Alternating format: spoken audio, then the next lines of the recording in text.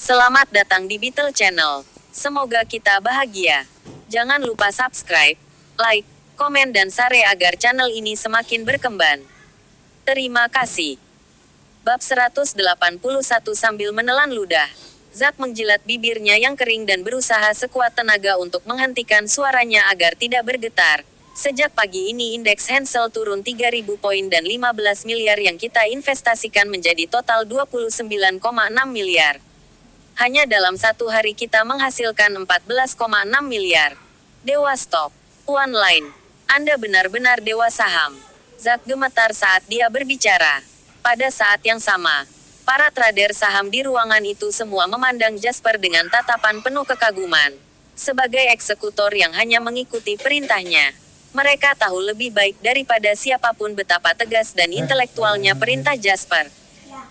Banyak dari perintahnya yang tampaknya tidak dapat dijelaskan telah terbukti memiliki pandangan ke depan yang tak tertandingi. Karena pasar modal yang terus berubah bergeser dalam waktu yang sangat singkat sesudahnya. Seolah-olah Jasper bisa melihat setiap rahasia di pasar modal yang berbahaya ini. Jasper, yang ekspresinya serius selama beberapa jam terakhir, akhirnya tersenyum dan berkata, "Baiklah, ayo makan sesuatu. Sekarang pasar sedang istirahat. Minum dan makanan enak apapun yang kalian inginkan. Dan jika ada yang kalian butuhkan beritahu saja mereka dan mereka akan memenuhinya." Oh, dan semua orang mendapat bonus 100.000. Para trader saham langsung tertawa terbahak-bahak mendengar berita itu. Sementara itu, Jasper dan yang lainnya pergi makan di lantai atas. Baik Michael maupun Henry terus menatap Jasper saat mereka makan. Karena Jasper tampak sama ilahinya bagi mereka seperti Tuhan itu sendiri. "Bagaimana kau begitu cakap dalam hal ini?" Anna berbicara dengan jujur. Jasper hanya tersenyum. "Benarkah? Masih terlalu dini untuk mengatakan apapun. Kita baru saja mulai." Zakari mendengarnya dan bertanya, "Kapan menurutmu indeks Hensel akan berhenti turun?" Jasper berpikir sejenak dan mencoba mengingat akibat dari krisis keuangan di kehidupan masa lalunya. Sebanyak 3 triliun dolar AS lenyap dalam gelembung ini. Itulah betapa menakutkannya hal itu.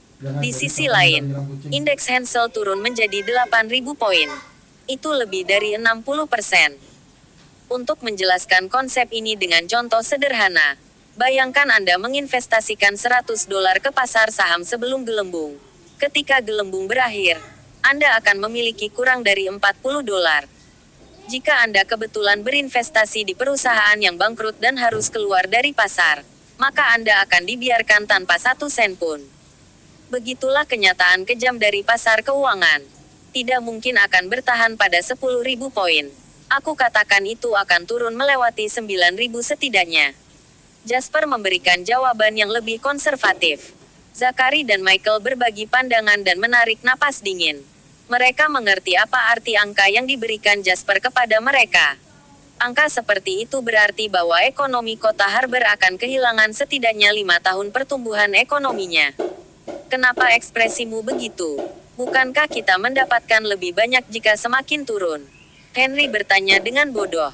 Anna memelototinya dan menjawab, "Itu sebabnya aku menyuruhmu membaca lebih banyak di waktu luangmu. Tentu kita akan mendapatkan lebih banyak jika turun lebih jauh. Tapi kau harus ingat bahwa keluarga kita dan keluarga tuan lain sama-sama berakar di kota Harbor.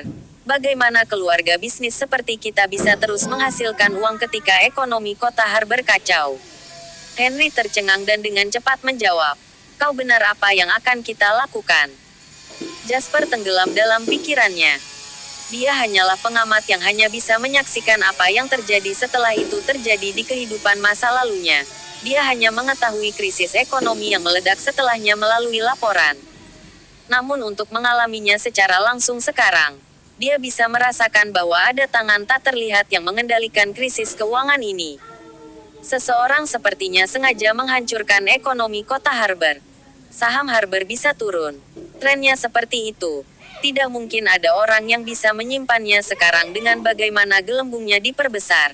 Tapi bukan berarti ekonomi kota Harbor bisa hancur, tegas Jasper. Dia memiliki niat untuk berinvestasi di kota Harbor. Karena pengembangannya di masa depan pasti akan membawa keuntungan dan pengembalian yang tak terbayangkan. Karena itu bagaimana dia bisa membiarkan seseorang menghancurkan ekonomi kota Harbor? Kota Harbor tidak boleh dihancurkan. Bab 182 sementara pasar ditunda untuk istirahat makan siang. Itu memberi istirahat bagi setiap orang di kota Harbor yang diselimuti awan suram. Saat itu, orang-orang tiba-tiba menyadari bahwa badai ini tidak datang tanpa peringatan. Di Amerika Serikat di seberang lautan, situasi serupa terjadi. Seluruh gelembung.com sedang meletus di seluruh dunia. Itu berasal dari Amerika Serikat dan perlahan menyebar ke Eropa dan menyapu seluruh dunia. Setiap pasar saham di setiap negara dan wilayah terpengaruh.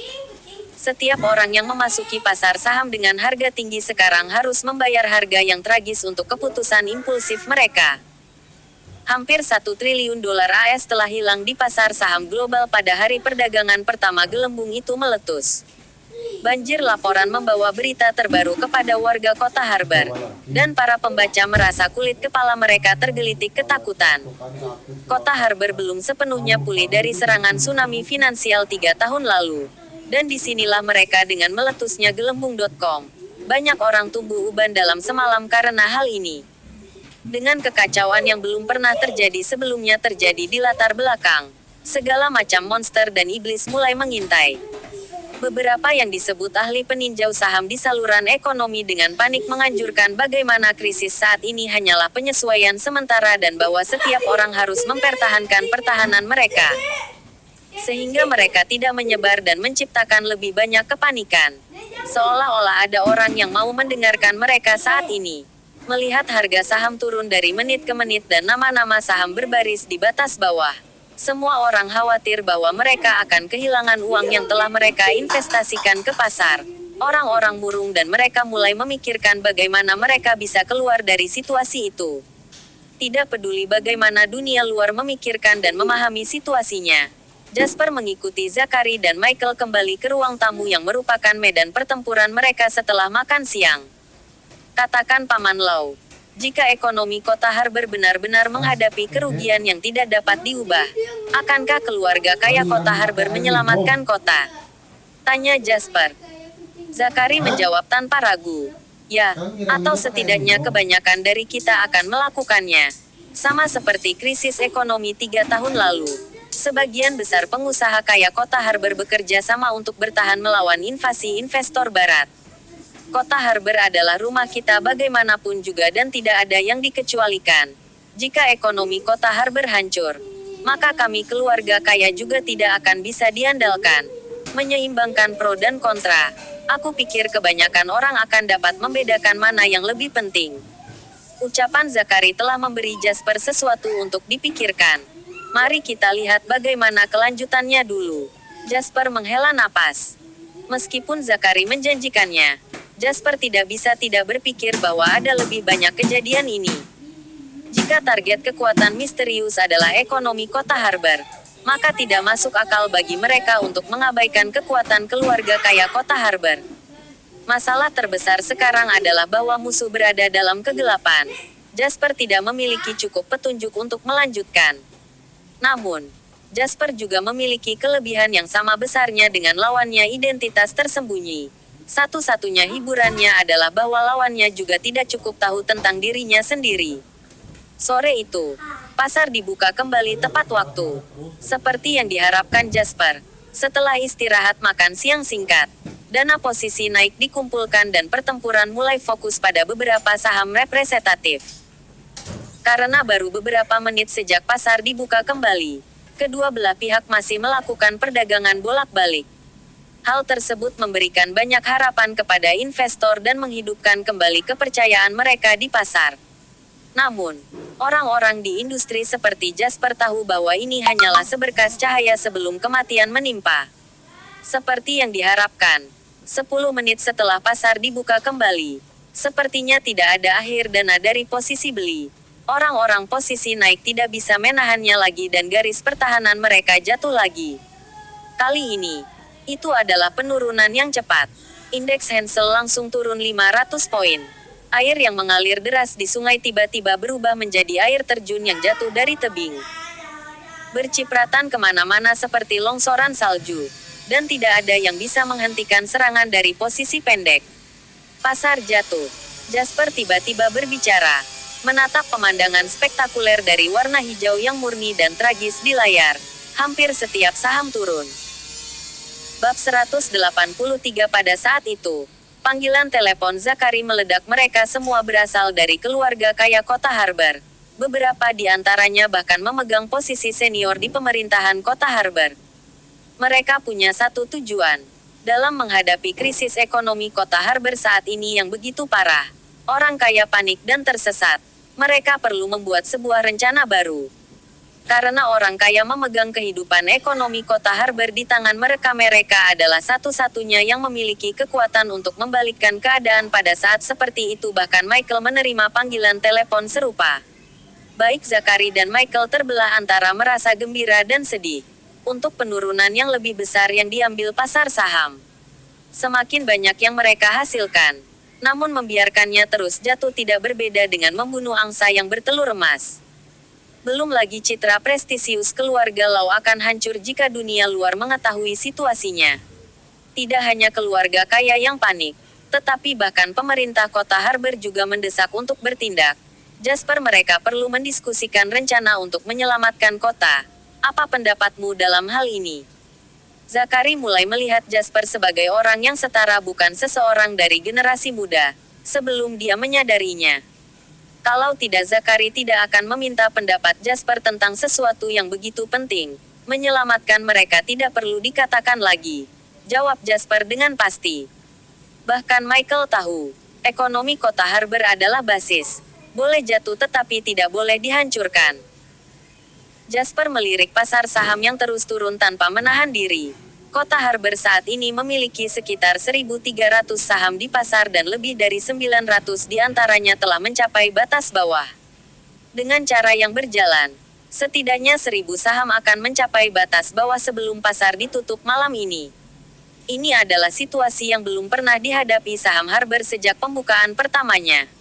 Bagi Jasper, kota Harbor akan berubah menjadi salah satu sapi perah emas terbesarnya, yang mengarah pada ledakan pertumbuhan kekayaannya di masa depan. Karena itu, bagaimana dia membiarkan orang lain menghancurkan sapi miliknya ini? Itu tidak berbeda dengan perampokan. Berbicara secara logis dan emosional, Jasper tidak akan membiarkan hal seperti itu terjadi. Zakari mengangguk. Michael dan aku akan berbicara dengan mereka besok. Lebih dari 1.000 saham telah mencapai batas bawah. Suara Zak tiba-tiba terdengar. Jasper dan dua lainnya menoleh untuk melihat adegan yang dibicarakan oleh banyak orang di kehidupan masa lalunya akhirnya muncul. Pada batas bawah, jumlah saham perusahaan 1.001. Seperti semacam sinyal, pertahanan indeks Hensel benar-benar jatuh dan turun lebih dari 1.000 poin. Jika seseorang melihat pasar saham Harbor sekarang, semua saham yang dapat mereka lihat dikumpulkan di batas bawah. Dan seluruh layar di depan mereka akan dipenuhi dengan garis hijau muda yang tragis. Laporan laba, tuntut Jasper. Indeks Hensel ditutup pada 8.700 poin. Total saldo akun berjumlah 45 miliar. Total keuntungan 30 miliar. Modal 15 miliar telah memberi mereka keuntungan senilai 30 miliar. Sementara semua orang mengharapkannya. Hati mereka tidak bisa menahan diri untuk tidak bergidik ketika Zak mengumumkan angka itu. Ekspresi Zakari sangat terkejut. Meskipun menjadi pahlawan di dunia bisnis, dia tidak bisa menghentikan hatinya untuk gemetar dalam kegembiraan. Apakah pasar modal ini menghasilkan keuntungan senilai 30 miliar dalam sehari? Bab 184. Meletusnya gelembung.com. Saham Harbor turun dengan keras sebesar 10.000 poin. Ratusan miliar dolar Harbor hilang. Tragedi tsunami finansial 3 tahun lalu menyapu kota Harbor lagi. Ekonomi kota Harbor dalam bahaya. Warga bertanya bagaimana sekarang. Artikel berita yang tak terhitung jumlahnya menyebar ke seluruh kota Harbor malam itu. Hampir setiap warga terkena dampak krisis. Menyalakan televisi. Setiap saluran melaporkan krisis ekonomi hari ini. Apa yang benar-benar membuat ngeri hati warga sipil adalah bahwa bos Freenet, sebuah perusahaan internet di pasar saham, bangkrut dan bunuh diri bersama anak-anaknya dengan melompat dari atap. Sebuah tragedi sejati. Kesedihan dan ketakutan terlihat di mana-mana di kota Harbor. Sementara itu, pesta yang menyenangkan diadakan di sebuah villa pedesaan dan aman di suatu tempat di kota Harbor. Haha, dalam beberapa tahun ini aku tidak pernah sebahagia hari ini. Bob mengangkat gelas anggurnya dan mendentingkannya dengan gelas Kennedy dengan senyum di wajahnya saat dia berbicara. Kennedy tersenyum dan menjawab, "Ya, kami memperoleh hampir 10 miliar hari ini. Apa yang lebih baik daripada menghasilkan uang? Tapi masih ada yang terasa aneh bagiku." Bob mengusap dagunya dan menjelaskan, "Menurut prediksi kita tahu bahwa saham Harbor pasti akan mengalami penurunan yang hebat. Tetapi kita tidak pernah menduga akan turun seperti ini, itu terlalu berlebihan." Aku hampir terkejut dengan indeks Hensel yang turun 10.000 poin hanya dalam satu hari. Hanya dana kita saja tidak akan memberi kita hasil ini. Bob mengerutkan kening dan bersuara.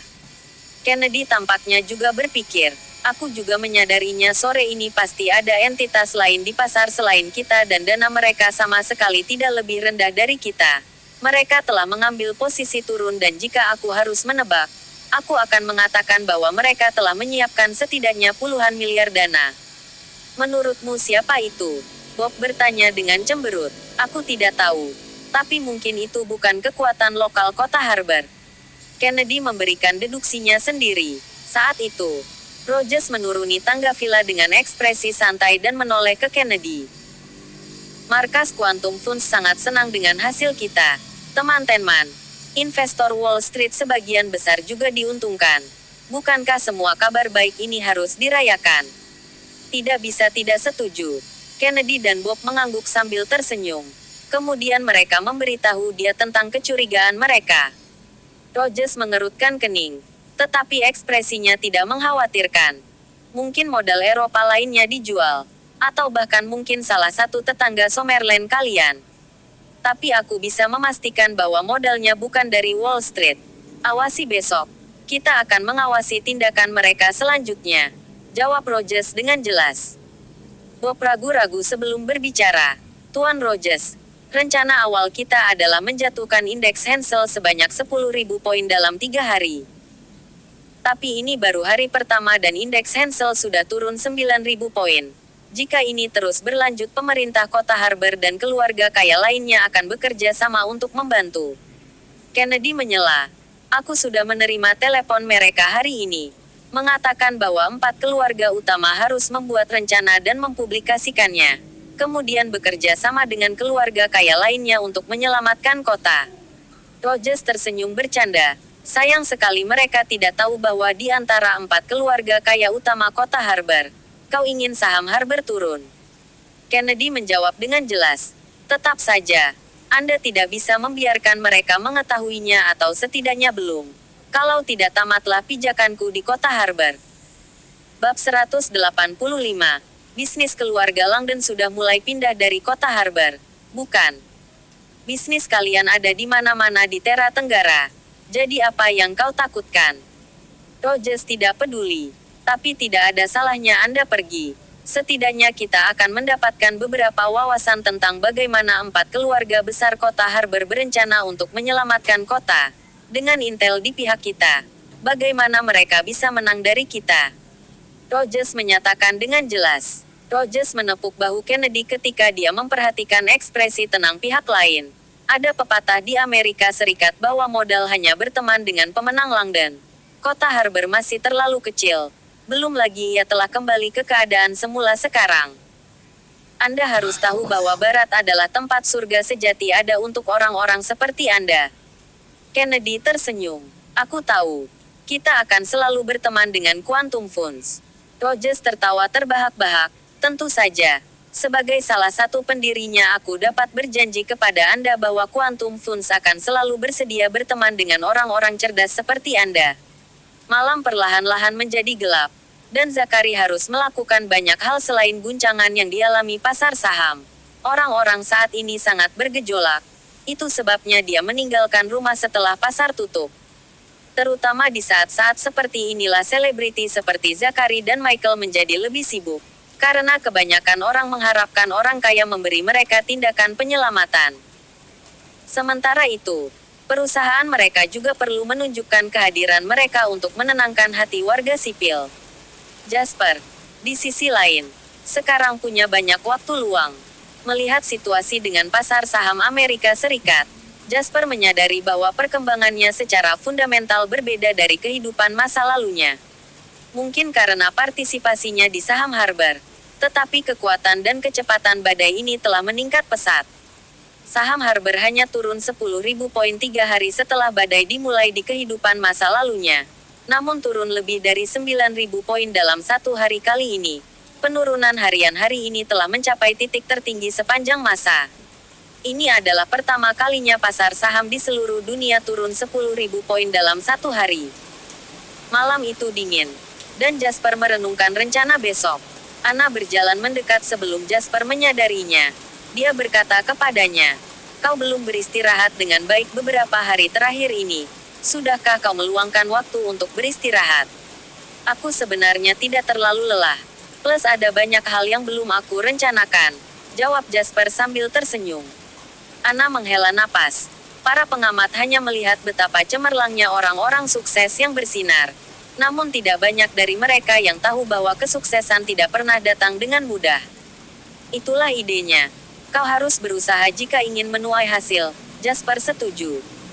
Anna memikirkannya sebelum dia tiba-tiba mengundang Jasper, mengingat dia tidak memiliki niat untuk beristirahat. "Bagaimana kalau kita jalan-jalan di sekitar pelabuhan Victoria?" Jasper terkejut. "Sekarang, apa kau takut aku akan menjualmu?" Anna bercanda. "Aku sudah memberitahumu ketika kau pertama kali tiba di kota Harbor, bukan? Bahwa aku akan menjadi pemandu wisatamu dan membawamu berkeliling pelabuhan Victoria. Kau sudah berada di kota Harbor begitu lama dan kau masih belum menginjakkan kaki ke sana." Jasper tersenyum. "Baik, ayo pergi. Aku akan mengambil kesempatan untuk bersantai." Keduanya berjalan ke garasi bersama. Diam-diam memilih untuk mengabaikan mobil Henry dengan lampu besar kali ini. Duduk di Bugatti Chiron milik Anna, Jasper merasa sarafnya rileks setelah beberapa hari terakhir terakumulasi stres saat dia melihat pemandangan malam kota Harbor melewatinya. "Apa kau menyelamatkan kota besok?" Anna bertanya sambil mengemudi. Jasper memikirkannya dan menjawab, "Sebagai seorang pebisnis, fokus utamaku adalah bisnis. Segala sesuatu yang lain adalah sekunder bagiku. Itu sebabnya aku melakukan apa yang aku lakukan hari ini. Tetapi menjadi seorang pengusaha berarti kau harus melihat gambaran yang lebih besar. Dan jatuhnya pasar saham kota Harbor adalah berita buruk bagiku dan seluruh kota Harbor." "Apa kau menyelamatkan kota besok?" Anna bertanya sambil mengemudi. Jasper memikirkannya dan menjawab, "Sebagai seorang pebisnis, fokus utamaku adalah bisnis. Segala sesuatu yang lain adalah sekunder bagiku. Itu sebabnya aku melakukan apa yang aku lakukan hari ini. Tetapi menjadi seorang pengusaha berarti kau harus melihat gambaran yang lebih besar. Dan jatuhnya pasar saham kota Harbor adalah berita buruk bagiku dan seluruh kota Harbor."